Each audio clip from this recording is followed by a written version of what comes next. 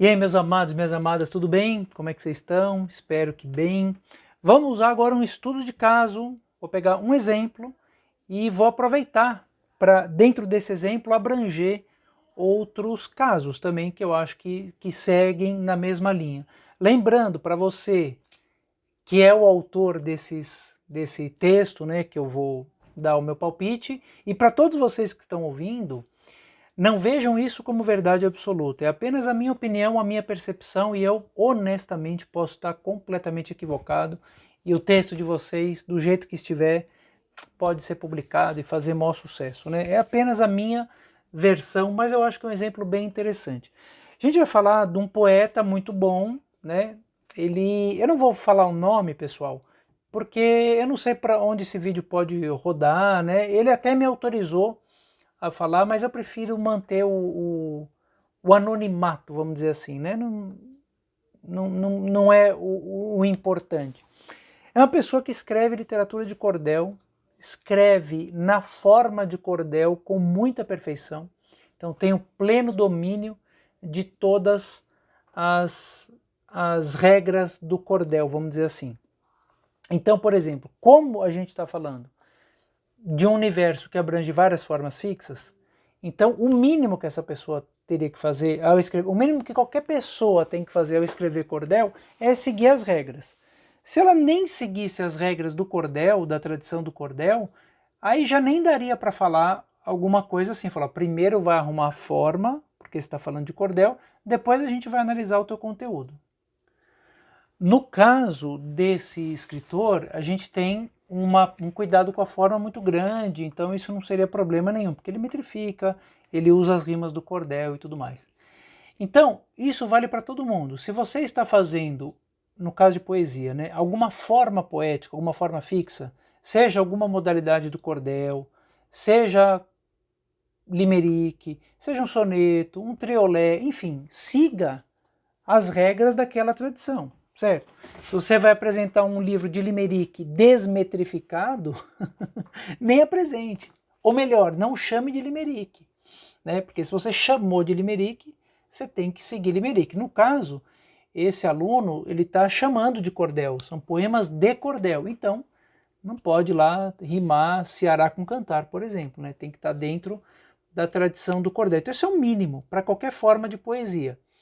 Num texto que você classifique como teatral, tem que ter a estrutura teatral, né? As rubricas indicando as falas do personagem, as indicações de cena, então um mínimo de noção daquilo você precisa ter, né?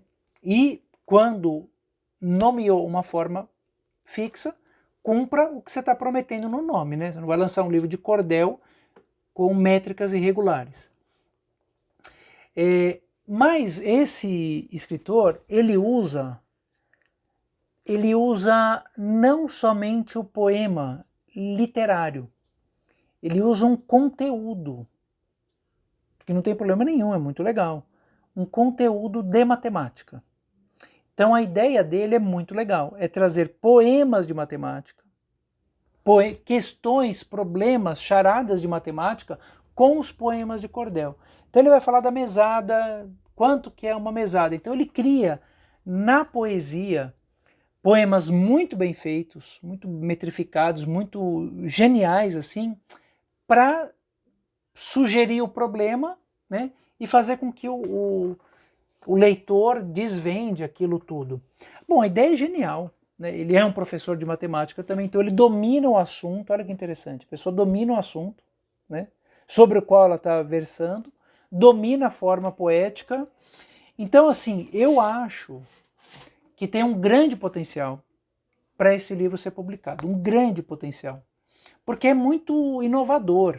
Você não está usando conceitos matemáticos genéricos, superficiais, e nem poemas de cordel aleatório. Você está focando poemas de cordel e usa várias estrofes do cordel, então tem sextilha, setilha, tem oitava, com as charadas matemáticas. Bom, as observações que eu faço são: não adianta você pegar todos esses poemas e apresentar para o editor e falar, se vira, ó, eu escrevi o meu texto, tá aqui as minhas adivinhas matemáticas e você resolve aí, não vai adiantar.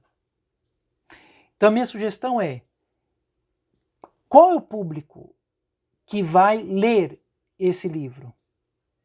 Né? Por exemplo, equação de primeiro grau em matemática, eu imagino que tem uma faixa etária para aquilo. Né? Eu não sei, sei lá, terceiro ano já entende isso? Soma, subtração, adição. Então você pega mais ou menos por idade, que tem a ver com conteúdo. Aí você, como professor de matemática, sabe muito mais do que eu. Então você vai criar jogos poéticos para resolver em equações matemáticas para o primeiro ano. E aí, não adianta você, mesmo tendo um poema muito... Então você não vai fazer... O que eu quero dizer é o seguinte, você não vai fazer a divisão do teu texto por forma de cordel.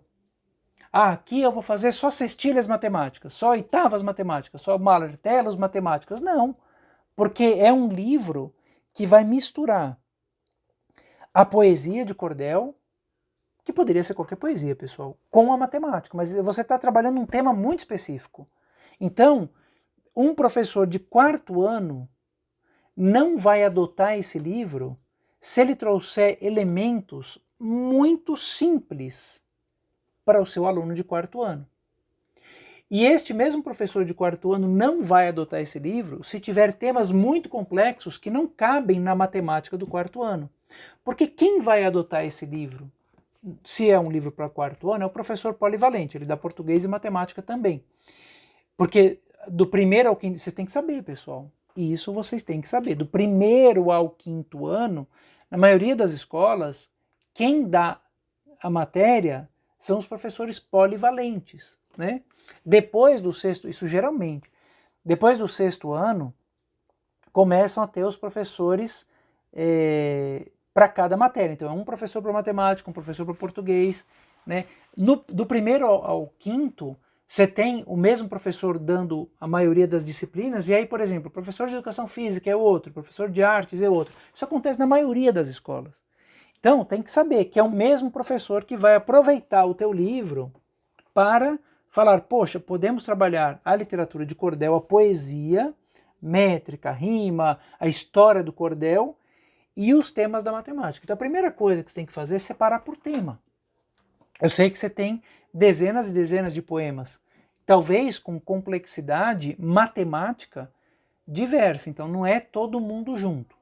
Então agrupou mais ou menos por idade, falou, bom, vou começar aqui com, sei lá, segundo ano, segundo, terceiro ano, certo? Mais ou menos você viu lá que é para o segundo, terceiro, ou quarto e quinto, ou quinto e sexto, beleza. Você fez um recorte desses poemas com esses temas. Aí você vai ter que fazer uma abertura, porque não é um livro só de literatura, é um livro de literatura que traz algum tema. Eu usei muito isso, né? Eu tenho a coleção Saber em Cordel, na qual eu, por exemplo, isso aqui é o Cordel África, eu conto a afro-brasilidade, como o Brasil tem influência africana em versos de cordel. Então eu tenho lá, Revolta dos Malês, Cestilhas. Então eu tenho aqui estrofe de 6 versos e informações. E informações sobre a Revolta do Malês. Essas informações são em prosa, eu não uso poema. E aí eu tenho, por exemplo, Movimento Abolicionista, décimas, mesma coisa, eu tenho os poemas e as informações. Aí eu tenho lá no final de tudo, um texto sobre o cordel, a literatura de cordel e a tabelinha sobre as modalidades que eu tenho no livro. Então, por exemplo, colonização do continente, eu uso cetilha, né? Posição de rimas, tal. Tabelinha assim. Se você está usando mais de uma estrutura poética, você pode usar uma tabela, né? Se você está fazendo um cordel com limerick, com quadra, com triolé, use uma tabela para mostrar para o professor que também tem essa preocupação com a poesia. Quais são os números de sílabas que você está usando naqueles poemas? Isso é muito importante, porque alguns professores não vão estar nem aí. Tudo bem. Outros professores vão achar aquilo genial. Não precisa ser só cordel. Ó, no livro Brincantes Poemas, eu uso a mesma coisa. Eu faço várias formas de poesia, alguns versos livres, inclusive, e mostro isso em uma tabela. Então é importante você decodificar essa estruturação poética. Como você está usando cordel, várias formas do cordel, Então faça um texto sobre o que é cordel, coloque uma tabelinha mostrando, no poema da charada X eu usei tal modalidade poética. Uma abertura falando da tua relação com a matemática e da tua relação com a poesia. Porque é uma coisa muito ousada, gente. Por exemplo, eu acho que eu não conseguiria fazer um livro desse, embora adore matemática. Mas é uma coisa muito específica, entendeu? Então eu sou professor de matemática e gosto de cordel, então unir duas paixões, meu texto breve. Se a editora vai usar ou não, não importa. Mas até para você ter uma ideia do como esse livro pode se transformar. E aí, pessoal?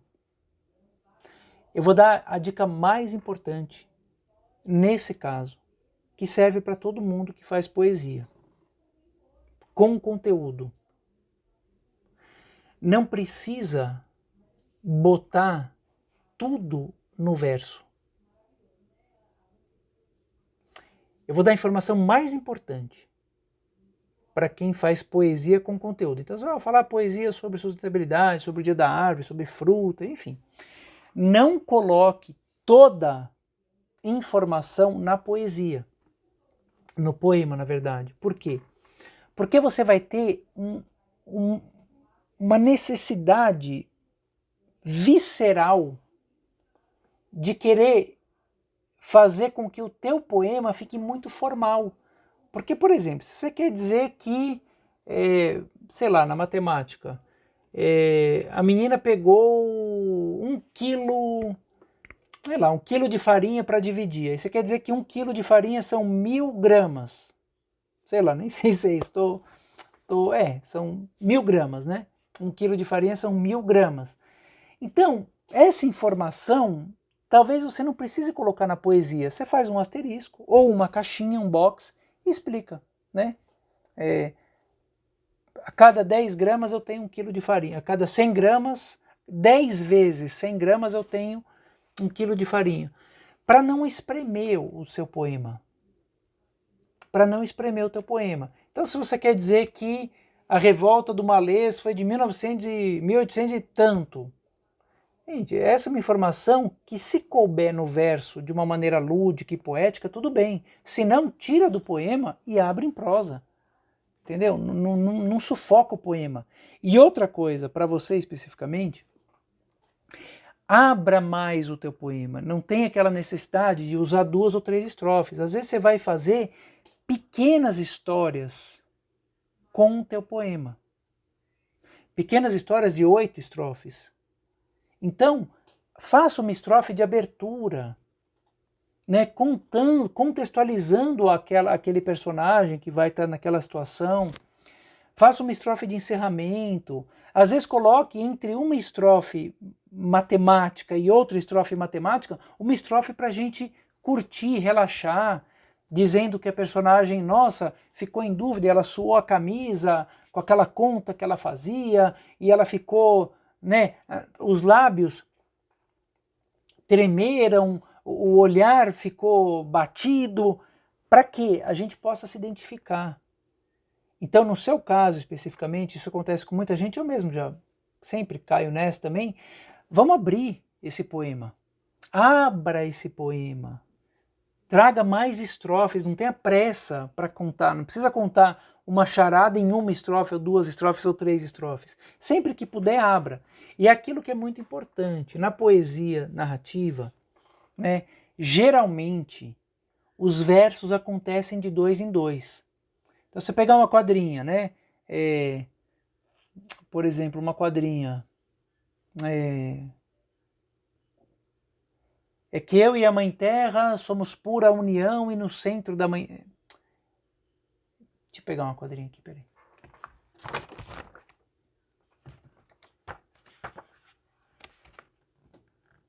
Ó.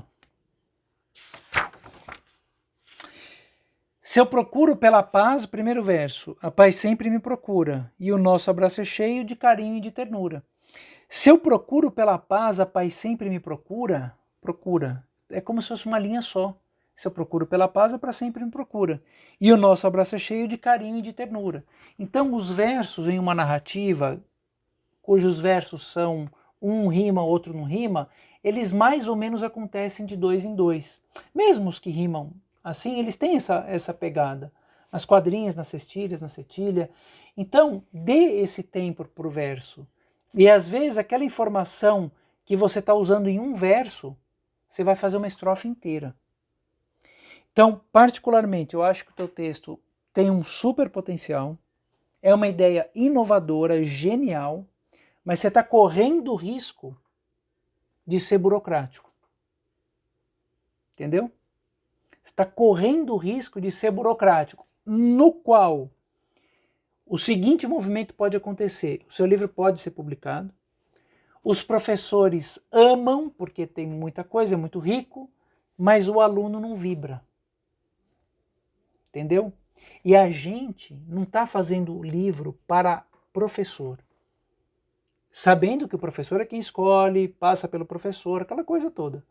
Mas a gente está fazendo o livro para o aluno. E o nosso objetivo, na minha concepção, tem que ser escancarar o coração do aluno. Para que ele vibre com aquele poema, com aquela charada, com aquela história toda, com aquela tua ideia, né, genial que você teve.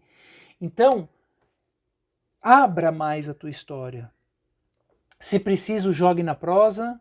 Se preciso, crie mais estrofes. Seria a observação principal que eu tenho para fazer para você e para qualquer pessoa que queira trazer informação em poesia. Mesmo a gente tendo essa coisa mais científica, pedagógica no poema, ainda mais, né, gente, o cordel, que já é tão cheio de regra, porque se fosse quadrinha ou versos mais soltos, tudo bem, né? Naturalmente você ajustava ali sem a preocupação com a métrica para encaixar. Naturalmente você faria isso. Agora no cordel, às vezes você inverte o que era para estar no fim para rimar, você joga para o começo, aí você tem a preocupação com a tônica, aquela coisa toda. Então você já está usando uma forma rígida de poesia, várias formas rígidas, em um tema rígido que é a matemática. Então agora que você já escreveu o teu texto, minha sugestão, experimente pegar 2 ou 3 poemas e brincar, mesmo você achando que não precise. Isso é para todo mundo, não é só para ele não que eu estou falando.